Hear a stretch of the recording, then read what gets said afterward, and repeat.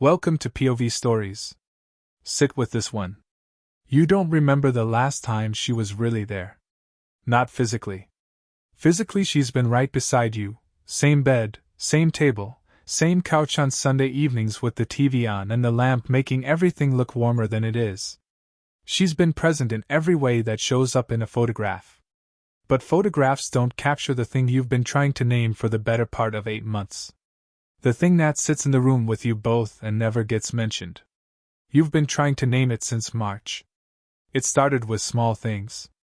The way she used to ask about your day, not the polite version, the real version, the one where she'd follow up on something you mentioned 3 days ago because she'd been thinking about it. That stopped. You didn't notice immediately. You told yourself she was tired. She was busy. Work had been a lot. You made excuses for her absence the way you'd make excuses for your own, generously, without examination. Then it was the mornings. She used to linger. Coffee at the kitchen counter, one hip against the cabinet, no particular urgency. She'd say something about whatever she'd been reading the night before or ask what you were thinking about or just stand there in comfortable proximity, which was its own kind of conversation. Then one morning she just started moving faster. Efficient. Coffee in a travel cup. Keys off the hook. And you told yourself she had an early meeting and then there was another early meeting and eventually early mornings just became the way mornings were. You adapted. That's what you do. You're good at adapting. By June you'd restructured your entire sense of the relationship without realizing you'd done it. You'd quietly lowered your expectations of connection the way you turned down a thermostat in a room you're not using anymore. Just a degree here, a degree there. Nothing dramatic. Nothing that required a conversation. Just small accommodations made so quietly you could almost pretend they weren't accommodations at all. The thing about slow withdrawal is it gives you nothing to point to. If she'd pulled away overnight, you'd have noticed. You'd have asked? There would have been a conversation, an explanation, a problem to solve or a wound to treat. But this wasn't overnight. This was a degree every few weeks over the span of months. This was a person becoming incrementally less present so gradually that by the time you noticed the absence, you couldn't trace it back to a source. You couldn't say here. This is where it started. You could only say somewhere between January and now, something changed, and I can't find the seam. You start watching her in ways you feel slightly ashamed of. Not suspiciously. Just carefully. You watch the way she moves through the apartment. The way she laughs at things on her phone, but the laughs are contained now, private. She doesn't tilt the screen toward you the way she used to. The way she started sleeping on her side fully turned away when she used to fall asleep half turned toward you, one hand somewhere near yours without meaning to. None of these things are evidence of anything. All of these things are evidence of something. You ask her one evening how she's doing. Real question, not the automatic one. She looks at you and something crosses her face, not annoyance, not guilt, something you can't read, which is new. She used to be entirely readable to you. She says, "Fine, tired, you know." You say, "Yeah." And you both look back at whatever you were looking at before and the moment closes. You replay it later. You replay it several times. September.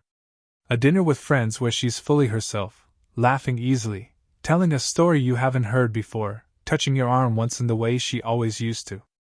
On the way home you feel something loosen in your chest. You think, there she is. You think, maybe it was just a season. Maybe you were imagining the distance.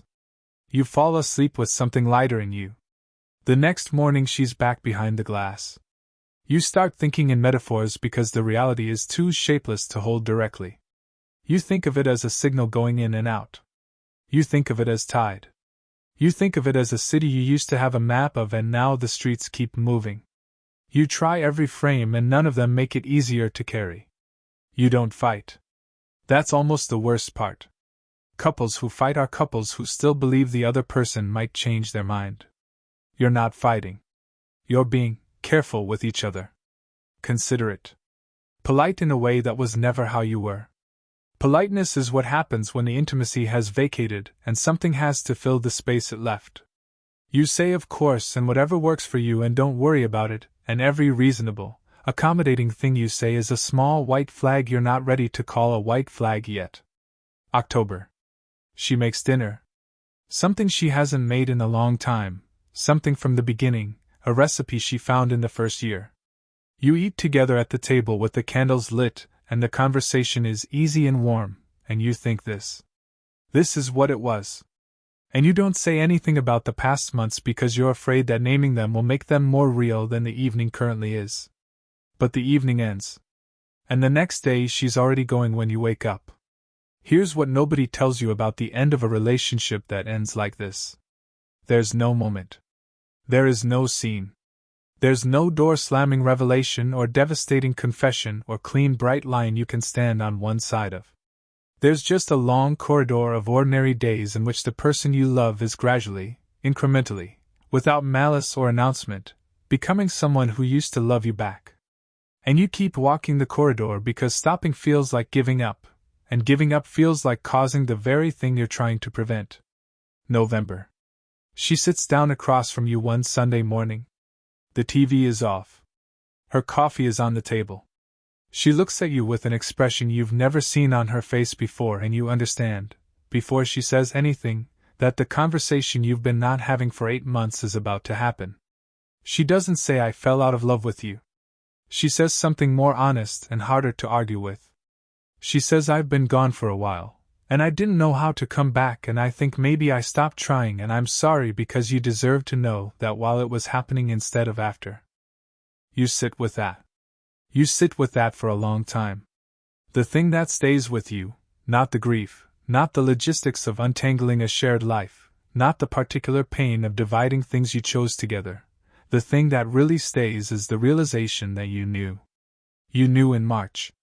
You knew when the mornings changed and the silences shifted and the laughter stopped tilting toward you.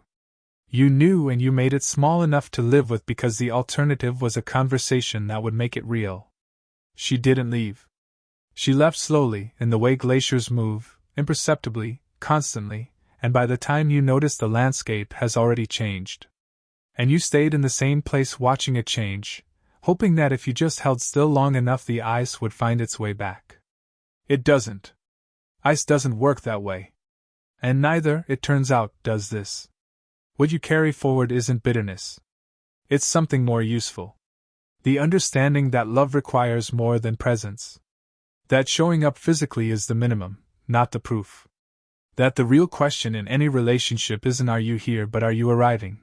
Every day, deliberately, choosing the person in front of you rather than simply remaining near them. You know that now. You wish you'd known it while it would have changed something. But you know it now, and you'll carry it differently next time.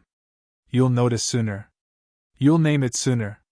You'll say "I feel you leaving" before the distance has become the entire geography of the thing. You'll say "come back."